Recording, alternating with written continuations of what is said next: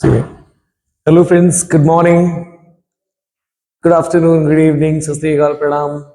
मैं आपका होस्ट, आपका दोस्त, मैं आपका एंकर, आपका लर्नर, आपका ट्विटर, मैं दीपक चतुर्वेदी। अब आप लोगों के सामने chapter first a letter to God को हम लोग क्या करने जा रहे हैं, पढ़ने जा रहे हैं। उसको क्या करने जा रहे हैं, इसको पढ़ने जा रहे हैं। चलिए बॉयस, तो हम लोग इसको स्टार्ट करने जा रहे हैं कि भाई a letter to God, a letter to God. अब सबसे पहला क्वेश्चन तो यहाँ पे ये उठता है कि सर ऐसा कोई लेटर है क्या जिसको हम गॉड तक पहुंचा सकते हैं? क्या ऐसा कोई लेटर है जिसको गॉड तक पहुंचाया जा सकता है? तो ये देखो, चैप्टर का टाइटल पढ़ के ही समझ में आ जाता है कि यार एक ऐसा लेटर है जो किसको लिखा जा रहा है, गॉड को लिखा जा रहा है। लेकिन मेरा क्वेश्चन ये है कि यहाँ पर जो लेटर लिखा जा रहा है क्या वो गॉड तक पहुंचेगा, पहुंचेगा या नहीं पहुंचेगा? तो हम लोग ये सारी चीजें स्टोरी में पढ़ने वाले हैं और इसको पूरा पता करने वाले हैं कि यार ये लेटर जो है गॉड तक पहुंचता है या नहीं। चलिए स्टार्ट करते हैं हम लोग यहाँ पे इस चैप्टर को, जो आपके क्लास 10th फर्स्ट फ्लाइट का फर्स्ट चैप्टर है, which is named a letter to God. चलिए चलिए बॉयज, तो हम लोग इसको स्टार्ट करने जा रहे हैं। चलिए, सबसे पहले यार रखना कि इस चैप्टर को जो लिखने वाले थे उनका नाम था ग्रेगोरियो फ्लुएंटस। क्या नाम था? ग्रेगोरियो फ्लुएंटस। यार ना, ये ग्रेगोरियो फ्लुएंटस जो थे वो मैक्सिकन नोवेलिस्ट भी थे, एक पोइट भी रहे हैं और एक जर्नलिस्ट भी रहे हैं। इनका जो जन्म हुआ है वो नवंबर में 17 नवंबर 1895 को हुआ है। एक जगह है रांच पर, वहां पर हुआ था, एनहास्टिगा रीजन ऑफ वेराग्रज। चलिए, तो ये पूरा का पूरा जो डिस्क्रिप्शन है ना वो किसके बारे में है? हमारा ग्रेगोरियो फ्लुएंटस के बारे में है। चलिए, ये चीज तो आप लोग अपने चैप्टर से भी पढ़ सकते हैं। चलिए स्टार्ट करते हैं हम लोग यहाँ पे।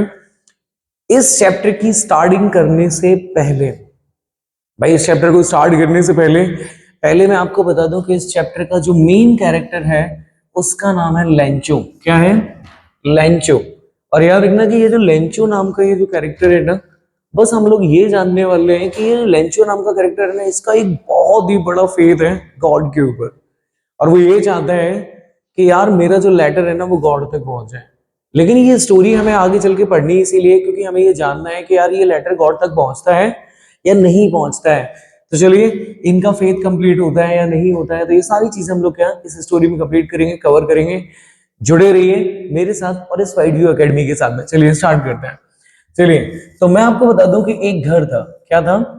इस चैप्टर में एक घर है, और वो घर है कहाँ? The only one in the entire valley. एक घाटी पर है, एक वैली पर है।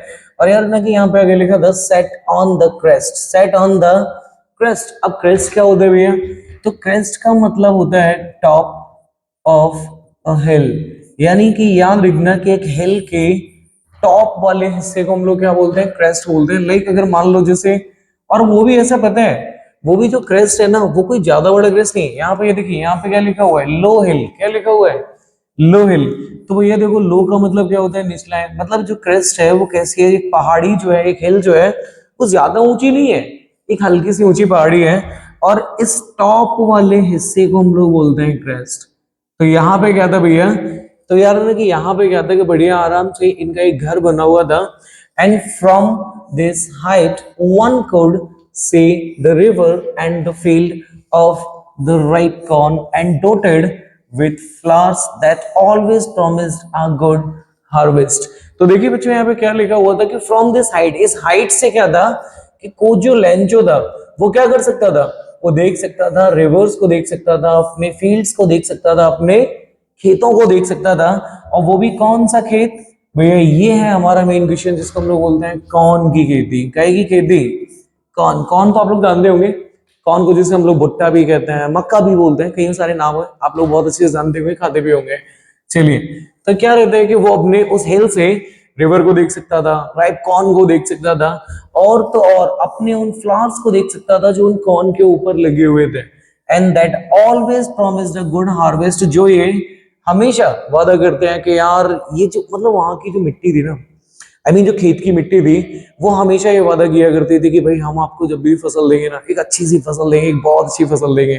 तो देखो यार ना कि जो लेंचो था, उस लेंचो का मैं फिर से बताऊं, रिपीट कर रहा हूँ कि लेंचो का एक घर था, जो घर कहाँ पे था? वैली पे था। और वैली कहाँ थी?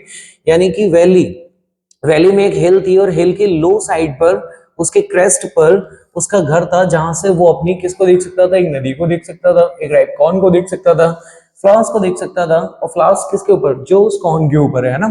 चलिए, और जो एक अच्छी फसल देने का वादा भी किया करते थे, कौन, वो खेत, वो मिट्टी।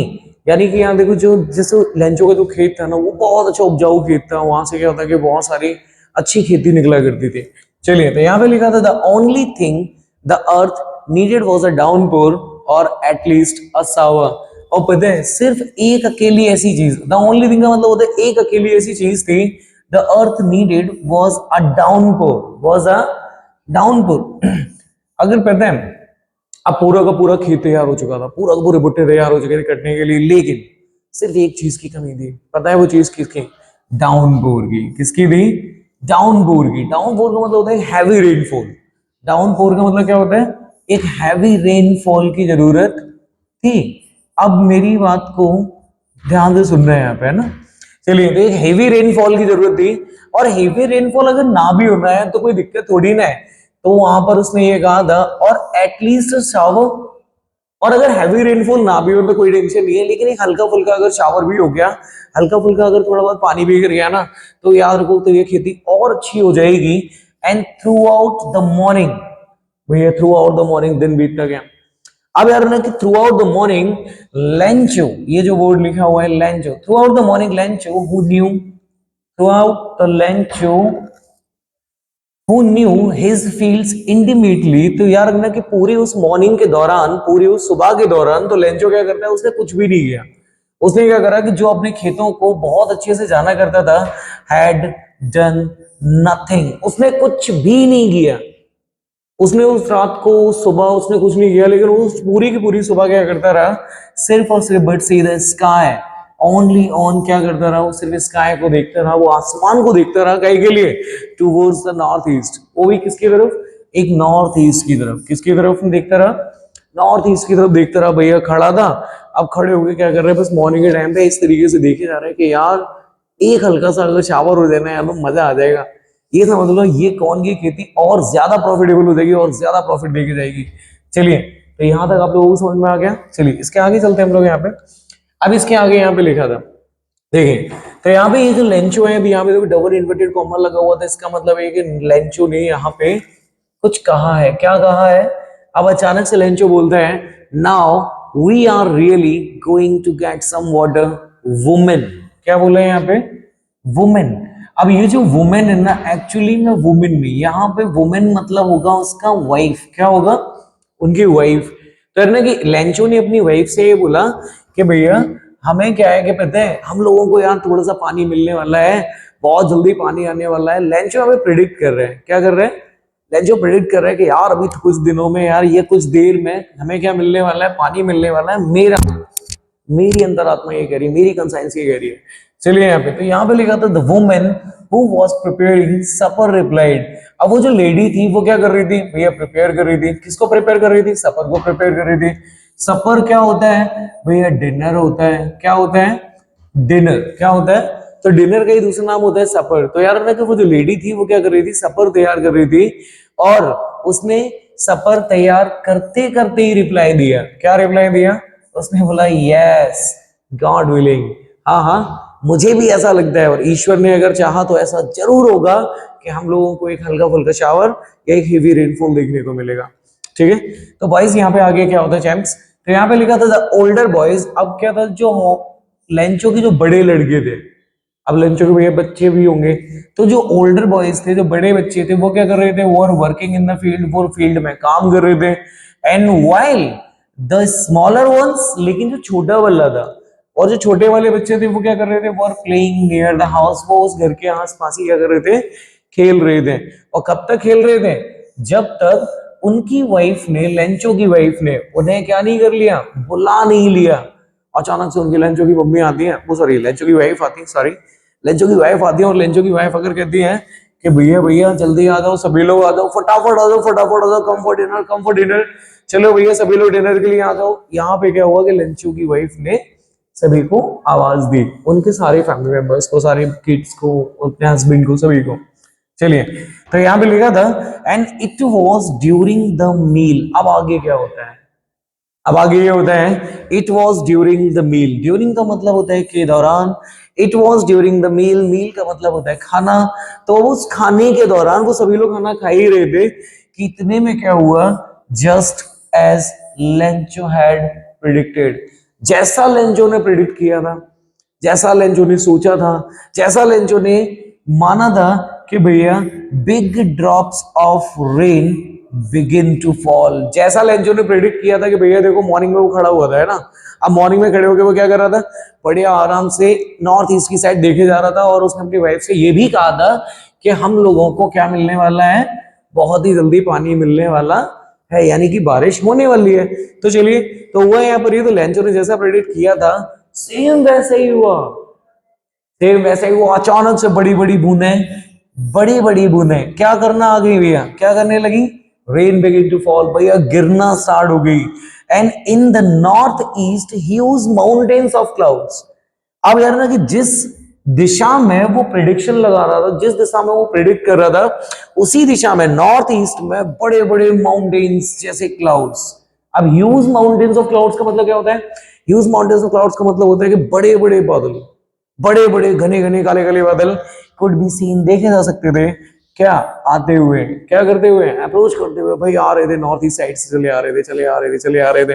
बंदा बहुत खुश था, लेंचो बहुत खुश था कि यार जो क्लाउड्स थे ना वो यार चले आ रहे थे, वो भी हल्के फुल्के क्लाउड्स नहीं थे भाई, घने बड़े से बड़े बड़े माउंटेन्स जैसे क्या कर रहे थे, बड़े आराम से अप्रोच करते हुए चले आ रहे थे। And the air was fresh, air एकदम फ्रेश थी, एकदम स्वीट थी, ठंडी हवाएं चल रही थी, मीठी हवा चल रही थी, बहुत मजा आ रहा था। The man went out for no other reason, वो जो बंदा था, अब क्या होता है लेंचो बड़ा खुश तो होता ही है, तो वो जो बंदा था तुरंत भागकर क्या करता है, बाहर जाता है, क्या करता है, बाहर जाता है, क्या के लिए, फॉर नो अदर रीजन, कोई रीजन नहीं था। ऐसा नहीं है कि यार ये बंदा ना बाहर जाएगा तो बारिश को रोक देगा, कि नहीं भैया तुम्हें मेरी कसम है तुम अभी बरसोगे नहीं, ऐसा थोड़ी ना है, नहीं, बाहर गया, कोई रीजन नहीं था, लेकिन फिर भी, लेकिन वो बंदा फिर भी बाहर गया, काहे के लिए, to have the pleasure of feeling, वो जो खुशी थी ना यार, वो जो फील आ रहा था, जिस चीज का भाई हम लोगों को इंतजार हो और अचानक से वो चीज अगर हम लोगों को मिल जाती है, तो आप लोगों को पता है भैया कितनी खुशी होती है ना। भाई हम लोगों ने 10th में सोच रखा है कि हम लोग 90% मार्किंग करेंगे, लेकिन लेकिन अब मुझे लग रहा है कि यार 80 ही है, मैंने 80 ही स्कोर कर पाया है, लेकिन अचानक से आपको ऐसा लगे जो आपने सोचा था वो भी गलत हो जाए, आपकी 90% जो आपने प्रिडिक्ट किया था वो 90% आपकी रैंक आ जाए, या 90% आपने मार्किंग हासिल कर ली, गेट कर लिया, तो भैया कितनी खुशी होगी। सेम वैसे ही और वाइडियो अकेडमी से जुड़े रहोगे तो 110% आ जाएगी, टेंशन मतलब, बस भरोसा रखना है ना।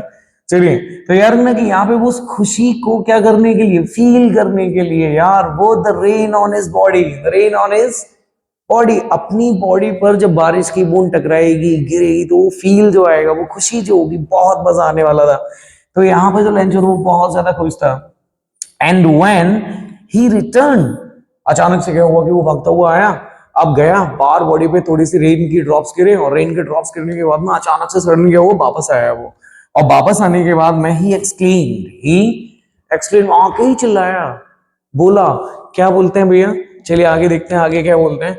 वो ये बोलते हैं these are not the raindrops यार, these are not the raindrops, अरे यार ये पानी की बूंदे थोड़ी ना है, ये पानी की बूंदे नहीं है, फॉलिंग फ्रॉम द स्काई, जो कहां से गिर रही हैं, स्काई से गिर रही है, आसमान से गिर रही है, यार ये पानी की बूंदे थोड़ी ना है, दे आर न्यू कॉइन्स, यार ये तो नए नए कॉइन्स गिर रहे हैं। तो सीधे सीधे उसने क्या कर रहा है, पानी की उन बूंदों को कंपेयर कर दिया, किसके साथ में, न्यू कॉइन्स के साथ में। चलिए, कॉइन्स भी कौन से, the big drops are 10 cent pieces and the little ones are 5, यानी कि ये देखिए, अब यहां पर हम लोगों को दो वर्ड देखने को मिले, now first one is 10 cent, now second one is 5 cent. अब ये देखो, अब उसने क्या करा कि जो बड़ी बड़ी बूंदें गिर रही थी उसको उसने क्या करा कि उसको 10 सेंट से कंपेयर कर दिया, और जो छोटी छोटी बूंदें थी उसको उसने 5 सेंट से कंपेयर कर दिया। अब ये सेंट क्या होता है, एक्चुअली में जिस तरीके से हमारे इंडिया में भैया रुपीज की करेंसी है भी सेम उसी तरीके से सेम उसी तरीके से जो अमेरिका है, अमेरिका में भी एक करेंसी है जिसका नाम क्या है, सेंट। क्या है, सेंट, लैटिन अमेरिका में है ना।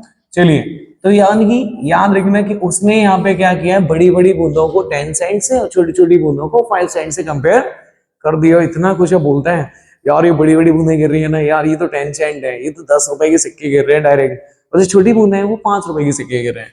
चलिए आगे देखते हैं। अब उसके बाद हुआ ये, विद अ सेटिस्फाइड एक्सप्रेशन, एक बढ़िया सेटिस्फाइड एक्सप्रेशन के साथ में, बड़ा खुशहाल माहौल था, बड़ा खुशी लेकर अपने चेहरे पे, उस एक्सप्रेशन के साथ he regarded the field of ripe corn with its flowers draped in a curtain of rain, in a curtain of rain। इतना खुश था, इतना खुश था, बाहर जाकर जैसे उसने देखा कि यार कितना बाहर पूरा का पूरा, इसमें जो राइप कॉर्न का उसका जो खेत था, जो पके हुए भुट्टों का जो खेत था, उस खेत में जाकर उसने देखा कि यार हर कॉर्न के ऊपर ना पानी की बूंदें क्या थी, ठहरी हुई थी। इसीलिए तो यहाँ पे लिखा हुआ था, क्या लिखा था, ड्रैप्ड इन कर्टेन, ड्रैप्ड इन। अब ड्रैप्ड का, कई बच्चों को ड्रैप्ड का मतलब नहीं पता होगा, तो मैं बता दूं, ड्रैप्ड का मतलब होता है कवर्ड। क्या होता है, कवर्ड। तो पूरी की पूरी जो उसके जो राइप कॉर्न की जो खेती थी, यानी कि यहाँ पे लिखा हुआ है, देखिए यहाँ पे जो राइप कॉर्न की खेती थी और उसके जो फ्लावर्स थे वो पूरे कवर्ड थे। किससे थे, इन अ कर्टेन ऑफ रेन, बारिश के पर्दों से कवर्ड थे। अब बारिश के पर्दों से कवर्ड होना यानी कि भाई बारिश होती जा रही है, होती जा रही है, होती जा रही है, भयंकर बारिश हो रही है। बहुत खुश है लेंचो, क्योंकि जो उसे चाहिए था वो उसे मिल चुका है। भाई उसे बारिश चाहिए थी, उसे बारिश मिल चुकी है, इसलिए बहुत ज्यादा खुश है।